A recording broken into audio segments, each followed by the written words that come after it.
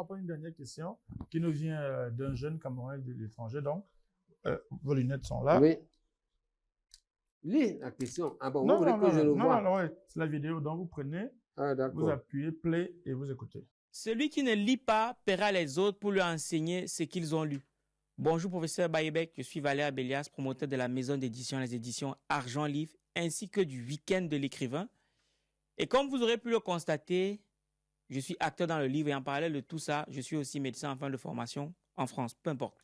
Ma question aujourd'hui, à votre endroit, si jamais vous êtes élu président du continent Cameroun, c'est celle de savoir qu'est-ce que vous mènerez comme action pour promouvoir d'un côté la lecture des livres qui permettent de grandir et de l'autre côté, qu'est-ce que vous mènerez comme action pour mettre en avant les auteurs camerounais qui écrivent pour impacter? C'était ça ma question. Merci à Valérie Ndongo pour l'opportunité. On est ensemble. Alors, il demande, je dis aux autres, la question, c'est qu'est-ce qu'on va faire pour que les Camerounais se mettent à lire? Et la deuxième chose, qu'est-ce qu'on va faire pour que les écrivains écrivent mieux et plus? Eh bien, pour que les Camerounais se mettent à lire, ce que l'on va faire, on devra pouvoir faire, est ce qu'on fait dans d'autres cadres.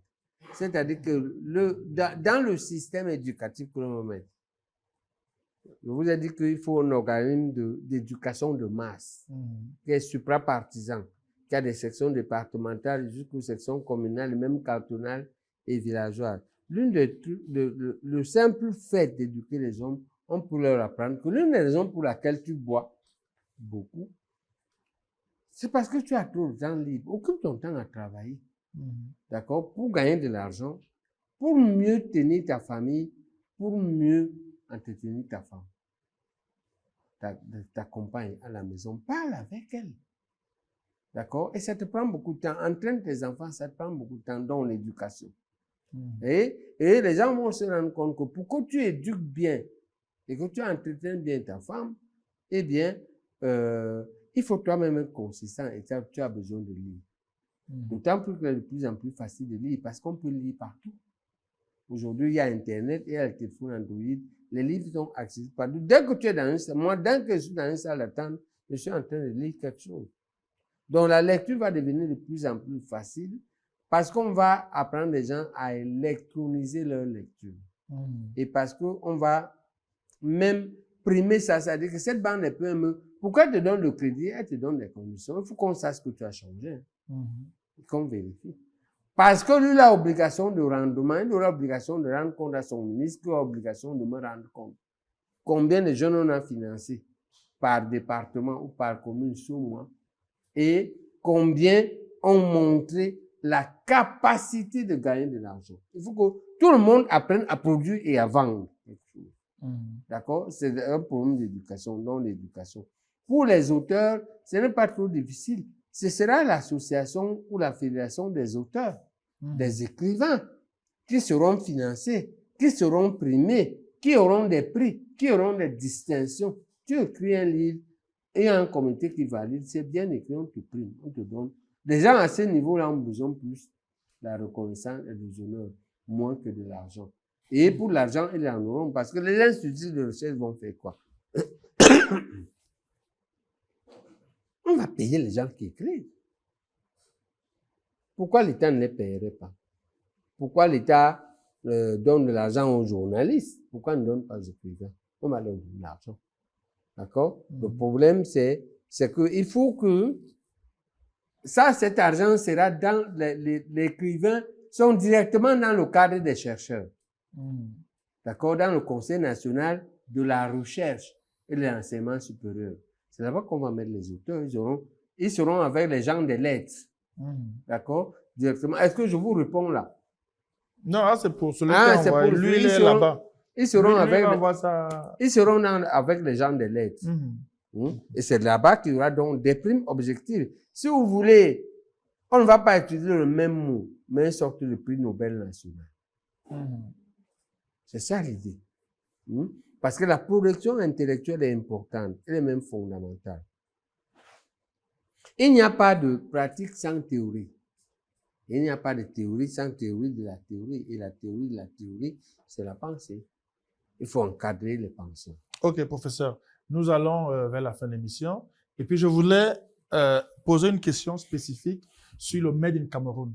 Parce qu'économiquement, on voit aujourd'hui, chaque pays est vraiment en train de protéger son industrie, de protéger ses emplois, ses entreprises et tout.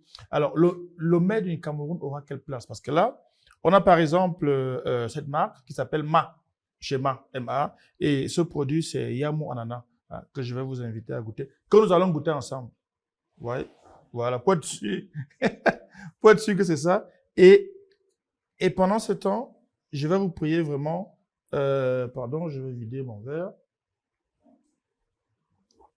Est-ce que dans votre politique économique, quand vous serez président de la République, vous allez, je me permets de vider là. Bon. Donne-moi de vide de l'eau, ouais. Voilà, je vous en mets un peu. Voilà. C'est un jus de fruits Jus de fruits naturel. d'ananas naturel fait par une entreprise camerounaise, donc le Made in Cameroun. Si vous êtes président de la République, comment vous comptez protéger le Made in Cameroun et promouvoir le Made in Cameroun au Cameroun et hors du Cameroun? Le Made in Cameroun, d'abord, je vous ai dit que le projet, du point de vue agro-pastoral et forestier, c'est une CDC par région. Par région, tout à fait.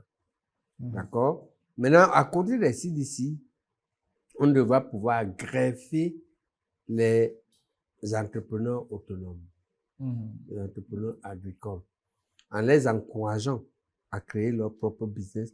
Parce qu'on veut aussi des hommes riches. On doit avoir une société qui a des hommes riches. Avec toutes les réformes agraires qui vont avec ça. Et maintenant, pour que les gens puissent vendre, c'est par échelle. Pour vendre dans la sous-région, notre projet routier prévoit l'autoroute nationale qui part de Bamenda, Bafoussam, Yaoundé, Bertois, Ngaoundéré, Garoua, Maroua, Kousseri, avec l'embranchement de Bertois, en passant par Gardaboula et qui va à la République centrafricaine, Bertois, Ouesso, Congo-Brazzaville, Yaoundé et Bolova en BAM pour le Gabon et la Guinée équatoriale, et surtout l'embranchement de Bamenda à Cross River pour accéder au Nigeria. À Onitsha au Nigeria. Il faut ouvrir le Cameroun dans la sous-région et utiliser ses richesses pour vendre, produire ce dont on a besoin dans ces pays voisins. Vous savez que les Nigérians adorent le ndor. Ils ne mangent que ça. Et ils appellent ça quoi? Bon, j'ai oublié. Vous savez le coq. C'est eux qui appellent ça le héros. Rien qu'à livrer le héros au Nigeria, oh, non. Le Cameroun peut devenir milliardaire. Le héros coûte de l'or. Parce que ma grand-mère vendait ça. Moi, je payais ça. Mais quand je suis arrivé en premier, comme ma grand-mère la chef, la matriarche de ma famille, elle avait une obsession.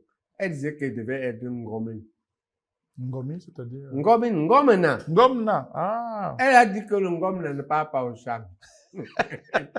Quand je passe le poitou, c'est dit que c'est fini. C'est fini, c'est ngomna. Oui, va là-bas. Laisse le champ. Elle vendait ça. Tu sais où elle vendait ça? À Kumba, à Ediki, dans le chemin de fer Mbanga en Konsamba. Il y a un branchement à Kumba là. Elle allait vendre ça là-bas, elle rentrait avec les filles de manioc qu'on venait revendre à Maleke. Et elle faisait elle prolongeait sur Kaké pour aller acheter l'odontol qui venait de Miang. On appelait ça le ha. Et que nous vendions en clandestin. C'était pas l'époque, c'était interdit. Mais moi, j'ai vendu ça. D'accord? Même mon petit frère aux États-Unis a vendu ça. On vendait le harki, qu'on appelait le harki ou le ha. Non, c'était pour dire que le coq là, que les Anglo appellent le héros là, si tu amènes ça au Nigeria, tu es tout riche. Comme ils sont trop nombreux. Rien qu'à arriver l'endor. Mais l'endor est plus difficile parce qu'il faut qu'on apprenne Les agronomes doivent nous dire comment pour cultiver l'arbre-là. Parce que cet arbre est sauvage. C'est sauvage, c'est sauvage. Là, d'accord? Je me souviens qu'il fallait aller dans la forêt pour avoir d'abord le mango, finir de sucer le mango. Maintenant, casser son noyau, laisser sécher son noyau, pour le casser pour avoir l'amande de ndor. Mes enfants mangent le ndor, c'est très bon, ils savent pas que c'est dur à avoir. Et ça a les saisons, c'est pas tout le temps que ça. Voilà, ça a les saisons. Donc, vous savez que toi, si tu as roulé ta bourse. Tu as roulé ta petite bourse là. Il y a le ndor dans mon village au sud. Derrière ça. Rien qu'à vendre le ndor et le coco, on enregistre tout quand même. D'accord? Les Gabonais adorent nos plantains mûrs. Quand tu as le plantain mûr à Libreville, on te prend pour un roi. D'accord? Donc, commerce sous-régional, d'abord, écoute, ça occupe tous les jeunes Camerounais qui sont dans la rue. Maintenant, à l'international, est-ce que vous savez que il y a des produits que vous pouvez vendre en Chine? Malheureusement, c'est les Chinois même qui viennent les prendre pour repartir encore avec. D'accord? Mais il faut l'anglais, l'informatique, la connexion. D'accord? Donc, moi, je suis peut-être un rêveur, mais je n'ai pas le Cameroun a trop de pourcentage. Le Cameroun est trop riche. Notre problème, c'est la gouvernance. Et le premier responsable, c'est certes. Mais ce n'est même pas le premier, c'est le deuxième. Le vrai premier responsable, c'est les colons. Qui ont créé des conditions pour que nos gouvernants soient dans la malgouvernance qui les caractérise. C'est pourquoi notre lutte ne doit pas se limiter à eux. Nous devons aussi nous poser comment nous allons gérer les colons qui les ont manipulés. Ok, bon, professeur, nous allons terminer l'entretien. Je vais choisir 2-3 dernières questions dans le volet culturel. Bon, alors, est-ce que vous connaissez des artistes ou alors est-ce que vous êtes déjà allé à un spectacle? Si oui, quels sont les derniers spectacles que vous avez regardés ici au Cameroun? Il faut dire que j'ai la chance d'avoir un foyer conjugal. On est un peu casanier. Donc, vous n'allez pas au spectacle? Très rare. Très rare. Nous, quand on a fini de travailler, on rentre le soir, on a fini de manger, de discuter. On est fatigué, on commence à préparer demain. Et le week-end, on est dimanche, mes enfants me faisaient encore remarquer ça hier. On est toute la journée à la maison, on ne bouge pas. Parfois, je vais à la télé et je reviens. Là, vraiment, on reste ensemble. On ne pense pas trop dehors.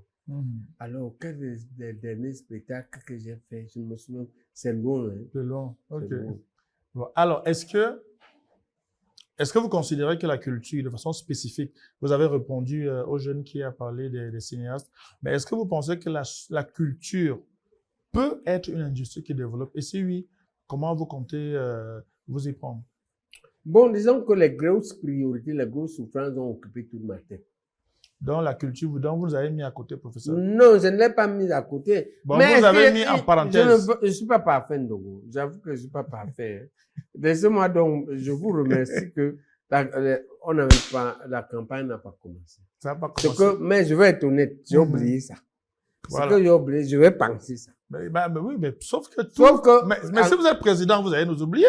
Vous allez vous occuper des ponts, des routes, de toutes les autoroutes du système solaire, mais vous allez oublier la culture. Le reste des autres vont continuer. Est-ce que je peux voir? Non, je ne suis pas Hercule, hein. Quand je pense à tout, je ne crois pas qu'elle va résoudre les problèmes. Mais je vais... Non, moi, je suis chirurgien.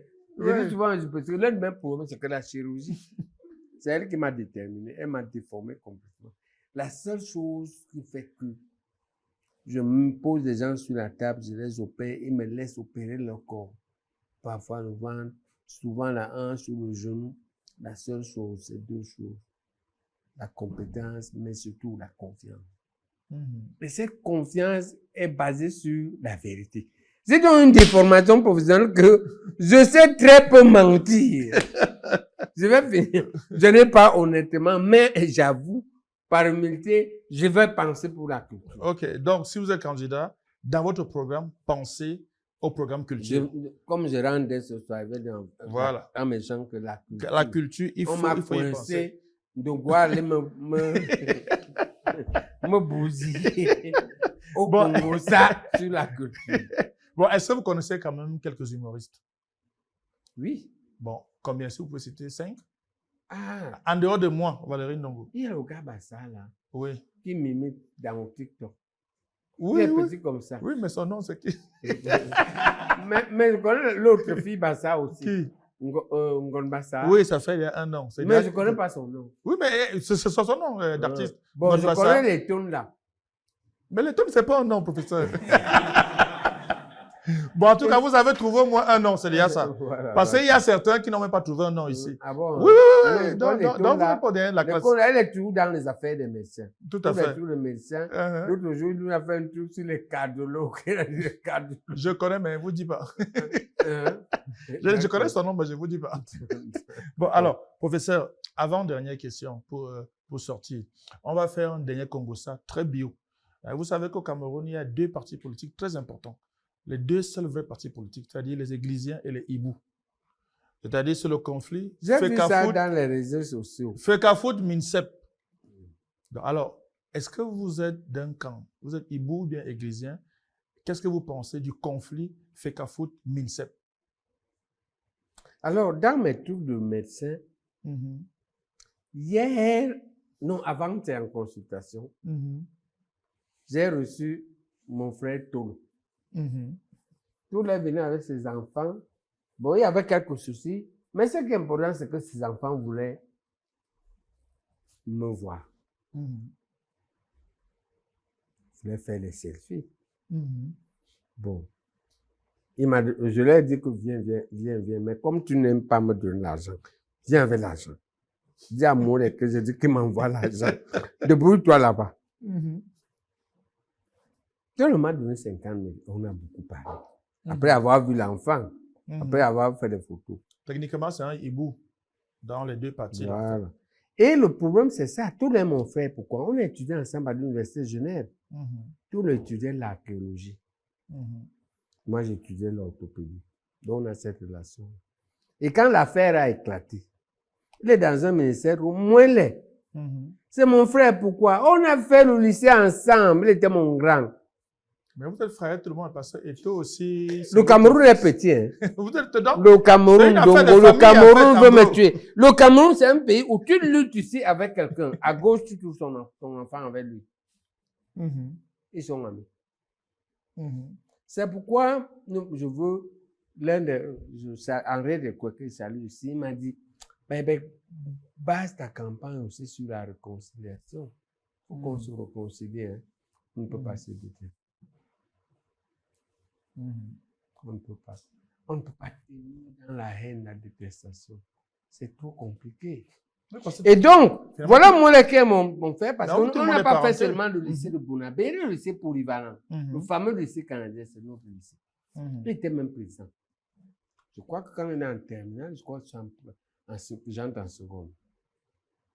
En plus, on vient à l'université, on habite même la même mini-cité pendant 3 ou 4 ans. Vous savez, vous voyez comment je suis proche de lui. Voilà. Je suis proche de tout, je suis proche. Et Tolo sont du même arrondissement à Massok sont. Le Cameroun. C'est une 9. Et donc, moi, quand l'affaire a éclaté, je dis aux deux camps, que vous devez encadrer notre fils, c'est notre fils. C'est ça que Pobia vous a demandé. Il nous a pas demandé de le tuer. Maintenant, si il est ingérable, vous dites. Mais moi, je ne veux prendre aucun camp. OK? Voilà. Vous n'avez pas une circonstance atténuante, vous n'avez pas. Pourquoi? Parce que c'est des causes intellectuelles. Ouais. Nous, on est brillants. C'est 18 en philo qu'il a eu au bac là. C'est un type qui a eu 18 en philo. Hein. Ah ouais. Au bac C, c'est pas bac A. C'est 18 en philo la grande. parce que comme là, il est mon grand. Tu vas utiliser ça pour régler le problème. Réfléchis, trouve la solution. Ce n'est pas les maths. Parce que les maths, on nous disait souvent qu'il y a une équation sans solution, non? Tu vas faire la philo, pas les maths. Tu vas résoudre. Et lui, il a une circonstance à tenir. Au moment où nous, on faisait des grandes études, où les autres de son âge faisaient de longues études, moi, je l'ai vu à Majorque en 2001. Je suis allé à un congrès à Majorque. Non, à Madrid. Je le cherchais à Madrid, on m'a dit non, il est à Majorque. Il avait à peine 17 ans.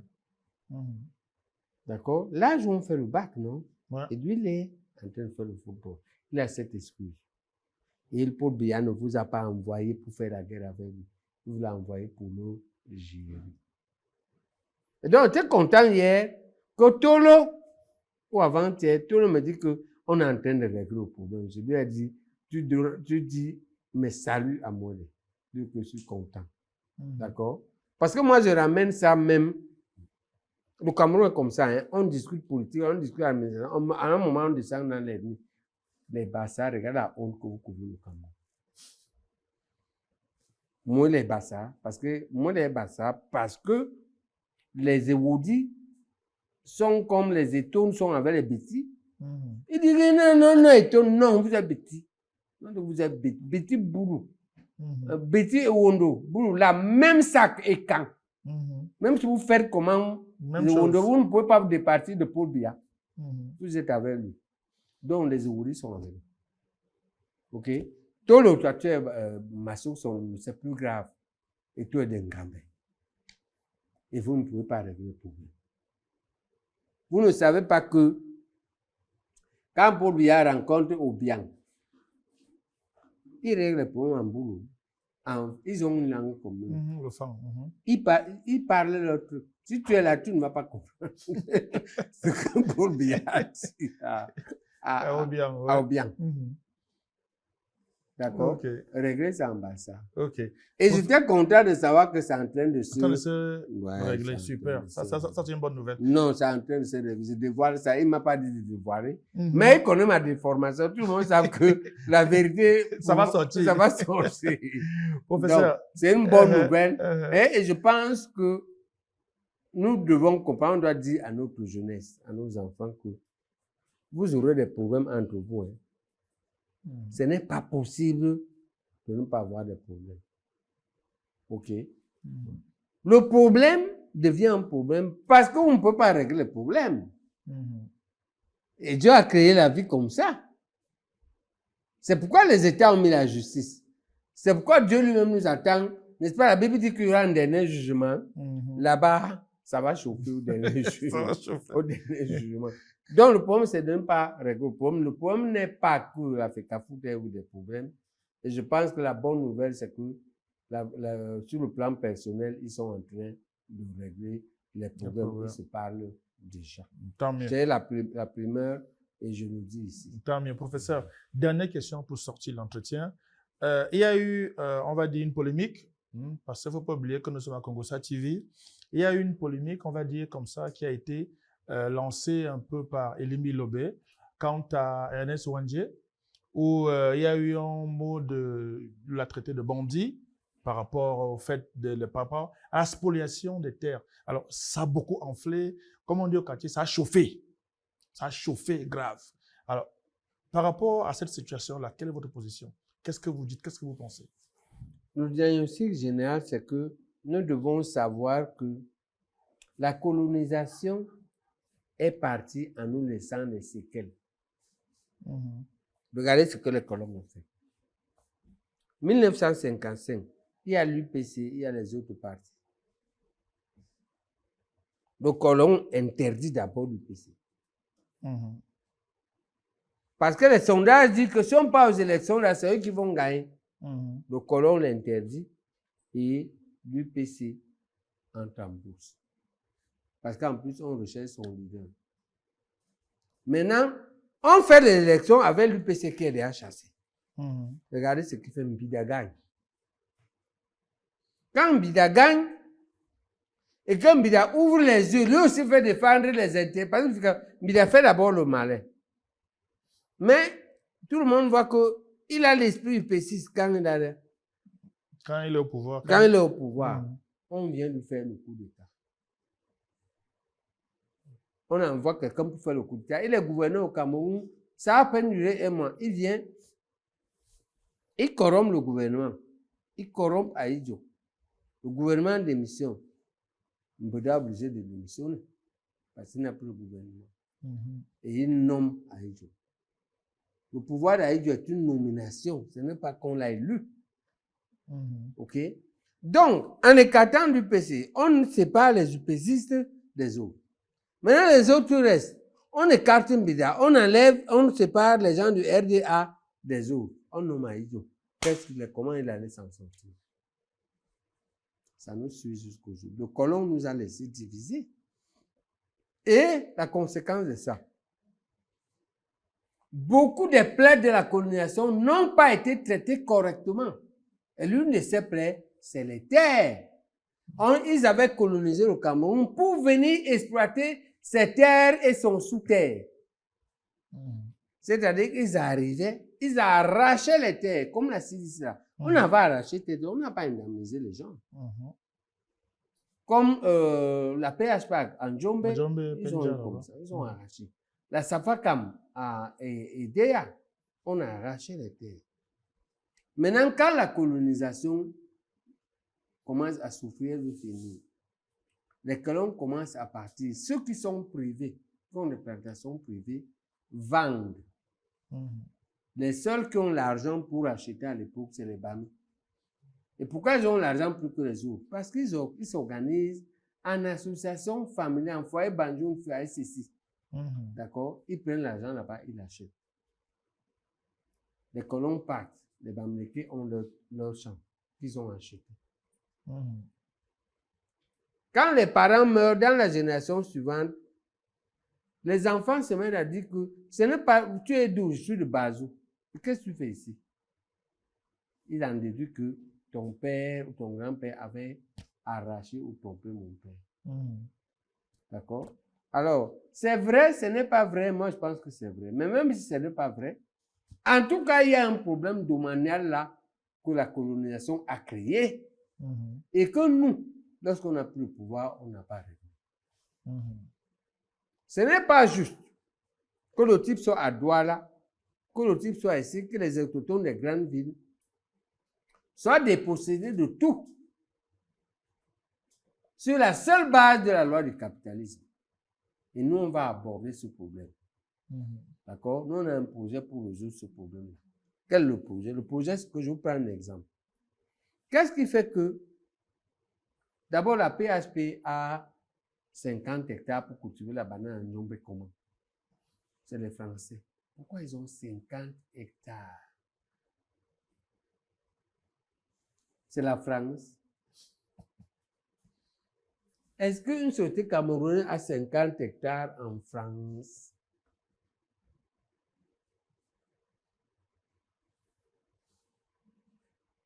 On va remettre ça sur la table. D'accord? Et le minimum qu'on devrait obtenir, c'est qu'une partie de cette plantation soit même réachetée par l'État du Cameroun et repartagée au peuple d'origine de Ndjombe. Est-ce que vous me comprenez là? Tout à fait. D'accord? C'est valable pour les Bakwira à Tiko. Et on peut également dire, par exemple, qu'est-ce qui empêche à ce que, lorsque Mbamileke a conçu son immeuble de 10 niveaux à Bonanjo ou à Bonaprise, qu'est-ce qui empêche que l'État dise qu'on va donc acheter 2 niveaux? Les 2 niveaux-là, on va redistribuer aux autochtones voisins qui ne savent pas pourquoi eux n'ont rien aujourd'hui. D'accord? Pour que tes enfants vivent en paix. Et l'argent là, de 2 étages là, toi tu vas aller le réinvestir ailleurs pour avoir même plus. Le but c'est quoi? C'est que on n'abuse pas en laissant les populations autochtones dans le dénuement et la frustration d'un côté et de l'autre, en dépossédant en mèrement le riche immigré. Est-ce que vous comprenez? Mhm. Parce que ce qui n'est pas juste, c'est que lui, il a deux bases. Mhm. Il a sa base de son immeuble de 10 hectares à Douala, là. Mais en même temps, il a sa terre à Bazou. Mhm. Hmm? C'est même pas acceptable que le Douala de Bonapriso, lui n'est rien du tout. Même à Bonapriso, il y a plus forte raison ailleurs. Mhm. Il faut et c'est l'État qui doit payer ça. Mhm.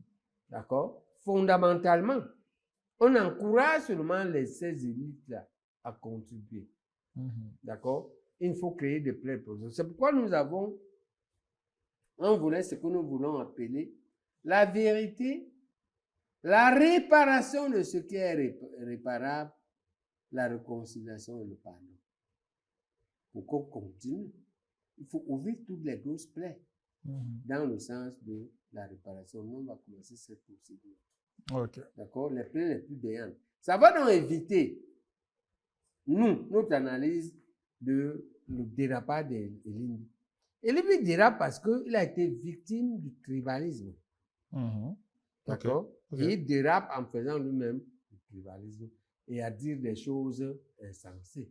Ce n'est pas possible que Wandi ait été un bandit. Ce n'est pas possible. Parce que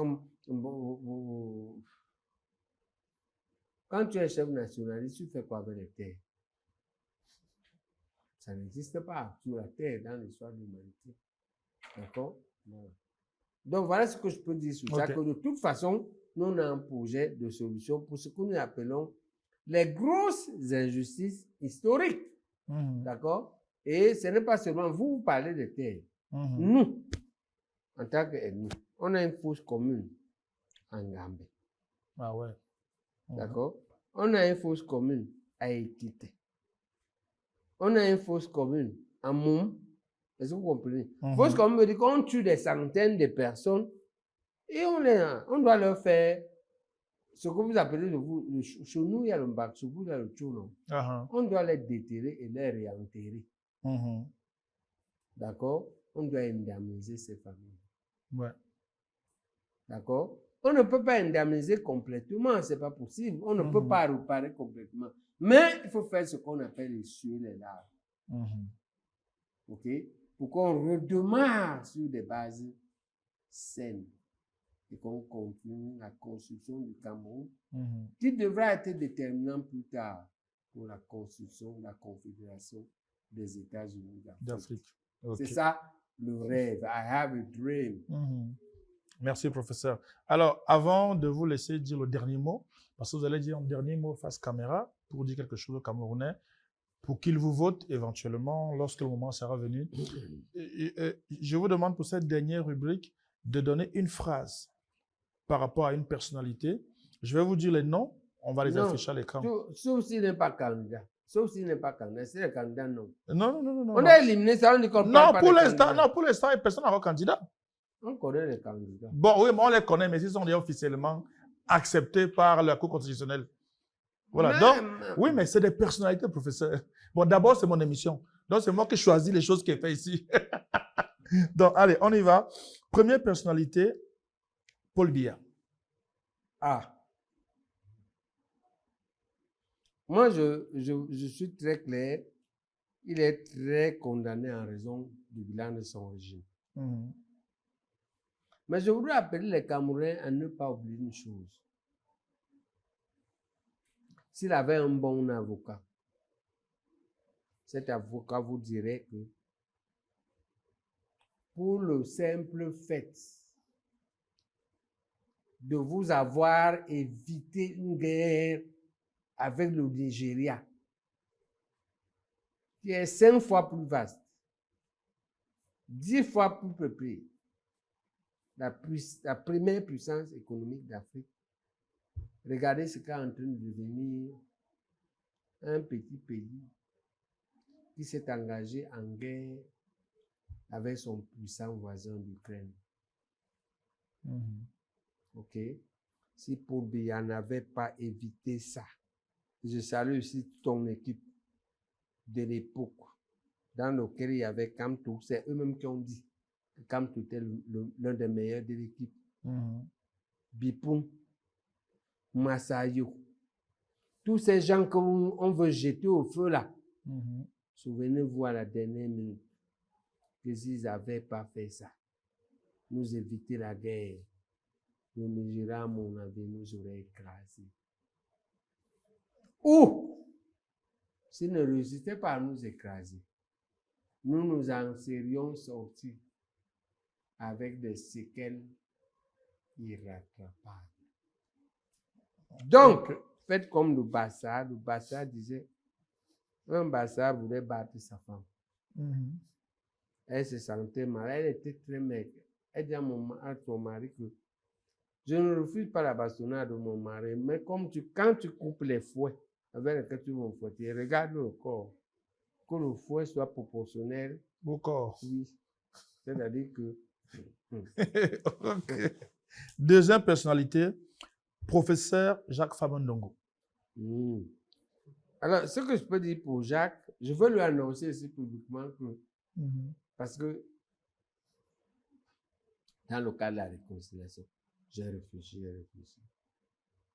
En 2009, ma fille est née. La chirurgienne là, depuis l'année dernière. La chirurgienne là fait le concours de l'école de médecine. Elle vient de passer le bac. Et elle n'est pas parmi les meilleurs. Mais la loi à l'époque, c'est que les enseignants les plus au top. On ne veut pas que les enfants aient loin parce qu'ils vont aller chercher à aller voir leur... Il faut qu'ils soient là. Et je suis parmi. Au top, il y a moi, il y a Cassiano, 2 enfants. Le doyen de l'épaule lui pose le problème. Que les enfants ont en moyenne, est-ce qu'on les prend? Le ministre dit oui. On ne sait pas ce qui se passe quand on publie les listes, mon enfant n'est pas dedans. Femme m'envoie la nouvelle qu'il va faire une liste additive. Je réponds que mon enfant ne peut pas figurer sur une liste additive forcée. Je me suis sacrifié, elle a fait les études ailleurs. Je voulais lui annoncer ici que l'enfant là est chirurgien orthopédiste depuis l'année dernière. Okay. Et que voilà une raison personnelle pour laquelle je vais lui pardonner. Même si lui ne veut pas. Je lui donne le pardon. Ok. D'accord? Ok. Voilà. Pour ces raisons, pour raison aussi que je ne peux pas dire qu'on va faire un projet de politique de réconciliation, il manque à garder les rancunes. D'accord? Et elle est très bonne chirurgienne orthopédiste parce que finalement, elle a fait une très bonne école de Dakar. Ça m'a coûté trop cher, mais elle est bien formée. Je ne suis pas sûr qu'ici, elle aurait été comme ça. OK? Si je parlais avec lui, je serais allé lui dire ça dans son bureau. Mais comme je ne parle pas avec lui, je lui dis ça ici en public, va lui dire ça. Et il va regarder l'émission. Et tu es un Ndongo de là-bas, non?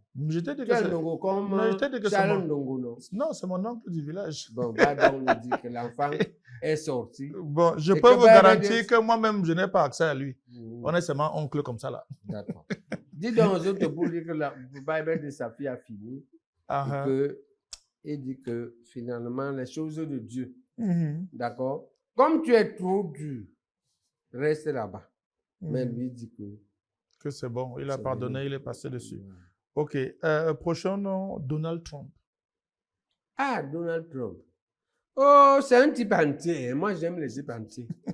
Ah bon? Oui. Il est entier. Il insulte beaucoup les gens, hein? Oui. Si c'est ça que vous voulez dire. C'est le lien que vous avez ou bien? Non, c'est pas... Attendons-nous bien. Lui, un fils de pas des gens l'ont provoqué. Moi aussi. Tu me provoques. Ça sort? Oui. Ok.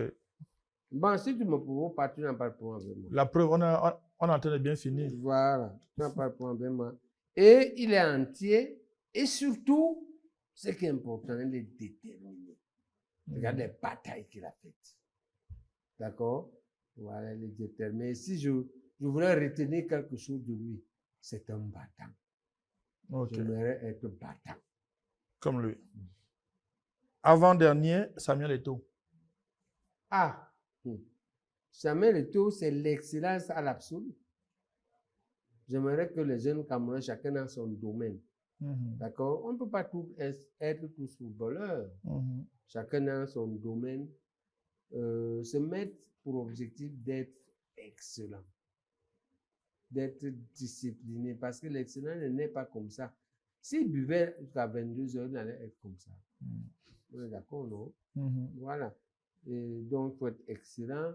Pour cela, il faut être discipliné. Il faut être honnête. Il faut être engagé. Dernier nom, professeur Maurice Kamto.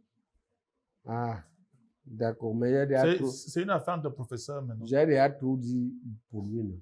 Est-ce que... Non, mais je là... ne peux pas dire mieux. Non, dis un dernier truc enquête sur ça. Je ne peux pas dire mieux. Je ne peux pas dire mieux. J'ai déjà tout dit pour lui. Okay. Je vous ai dit que c'est un modèle de succès scolaire.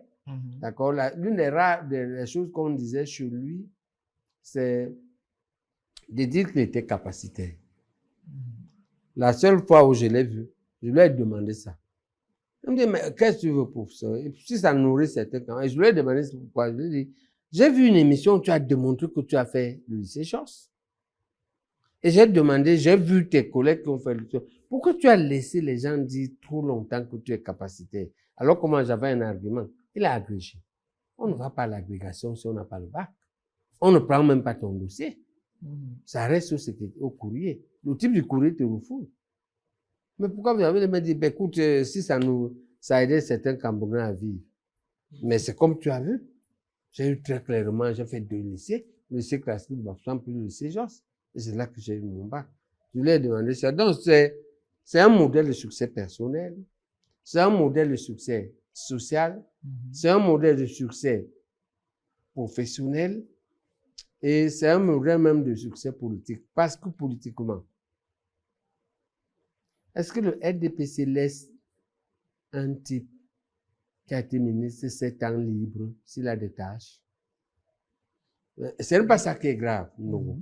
Ce qui est grave, c'est que il veut que les autres Camerounais détestent. Vous l'avez détesté, il a fait 7 ans chez vous. Il a été doyen chez vous. Il a été ministre chez vous 7 ans. Vous êtes allé gagner le procès de Bakassi avec lui. Maintenant, vous voulez que nous, on le déteste. Toi, tu veux le détester? Non. Okay. Laissons-nous aussi profiter un peu comme vous avez profité 7 ans. D'accord? Donc, et moi, je l'ai défendu. Pourquoi? Il faut être très clair. J'ai défendu un modèle admirable. Un modèle de succès scolaire, succès familial, succès personnel, succès professionnel, succès politique même, et qui a certainement, comme tout être humain, ses défauts, qui peuvent même être graves. D'accord? Mais c'est le succès que nous voyons.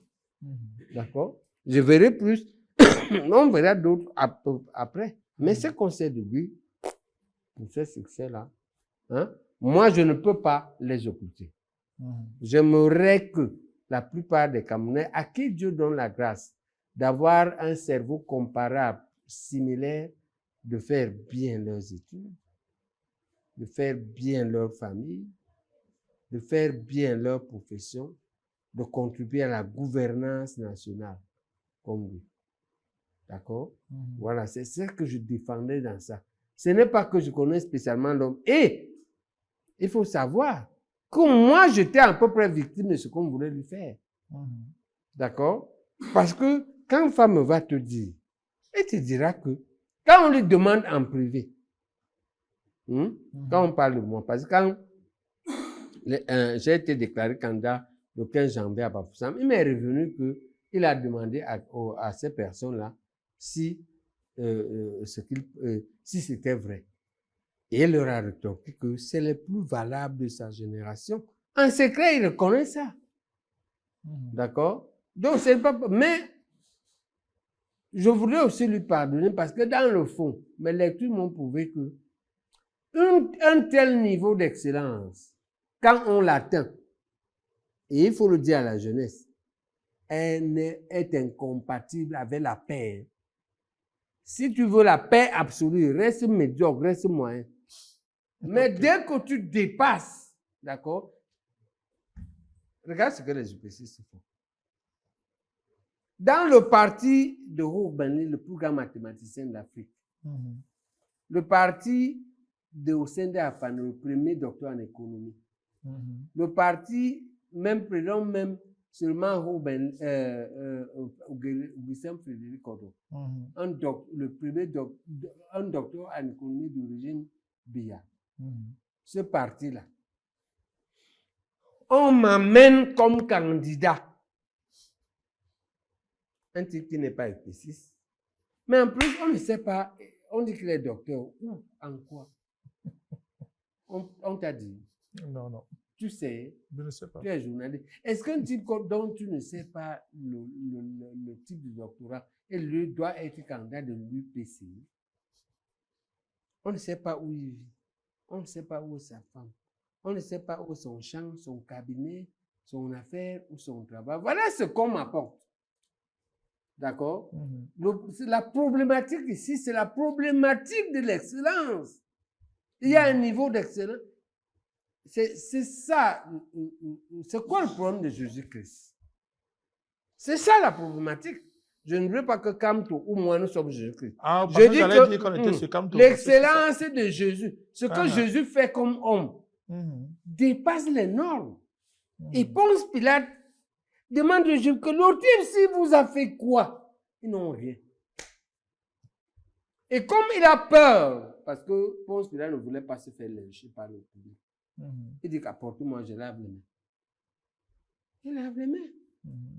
En réalité, parce que Jésus-Christ a atteint un niveau d'excellence au niveau humain qui a débordé tout. On les appelle les pharisiens. C'est ça, il y avait un groupe de gens là. Ça fait longtemps que je suis pas allé à la messe. Les excellents de l'époque, on les a dépassés tout. Et il faut que les enfants, ça que je dis à mes enfants, vous tous les diplômes que vous engrangez là, sachez que, et c'est Confucius qui dit ça bien, il dit que parmi tous les gens qui vont vous combattre, il y a plusieurs catégories. Il y a une catégorie qui aurait rêvé et n'a pas pu. Il y a une catégorie qui a atteint le niveau administratif, mais n'arrive pas à faire. D'accord? L'être humain est comme ça. Et ça demande simplement aux gens qui ont donc la chance d'accéder à l'excellence. Finalement, c'est une chance. OK? Parce que il aurait fallu que tu fasses un grave accident, non? Tu n'aurais pas pu étudier, non? Quelque part, il y a la chance dedans. Il y a Dieu dedans qui t'a protégé. Mais quand tu accèdes à ce niveau d'excellence, il faut que tu intègres les attaques. OK. D'accord? Et que sache qu'il y aura donc plusieurs façons de gérer les attaques. Il y a les attaques que tu vas encaisser. Il y en a que tu vas esquiver. Il y en a que tu vas parer. Et il y en a que tu vas répondre. Tu ne peux pas répondre à tout. D'accord? Mais donc, l'excellence est incompatible avec la paix absolue. OK. C'est aussi pour expliquer que les Camerounais comprennent que l'une des raisons de tout ce que vous avez vu, je devais prouver au système RDPC que la première chose, c'est que j'ai assez d'énergie pour me battre. Je me suis bien battu contre eux. Et ça passait par la bataille verbale. Si j'étais plus jeune, ça aurait même été physique. D'accord? Et que je n'ai pas peur. Et ça doit rassurer le peuple qui va arriver aux élections. Que vous avez là, le choix, parmi les choix là, il y a un chef de guerre. Je suis un chef. D'accord? Et bon, vous choisissez d'avoir un type mou ou d'avoir un chef. Maintenant, je prends en même temps toutes vos observations. Comme j'ai pris sur la culture. Tout à fait. Voilà. Il n'est pas tard de s'améliorer. Et je suis aussi humble pour dire que je ne suis pas parfait, Ndongo. D'accord? Et que notre but est que notre pays change positivement dans la paix en se réconciliant pour l'intérêt général et pour moi sans rancune. Merci. mais professeur. sans pardon contre les mauvaises foi déterminées à nous maintenir dans la médiocrité. Je serai sans pardon. Merci, professeur. On va prendre ça comme étant votre dernier mot. Oui, exactement. Voilà, qu'on a tous entendu. Je vais vous dire merci beaucoup d'être venu et d'avoir joué le jeu pendant toute l'émission. Merci au public d'avoir assisté. Et on va se lever pour dire merci et au revoir au professeur, en espérant qu'on se retrouve bientôt avant les élections. Merci beaucoup, professeur.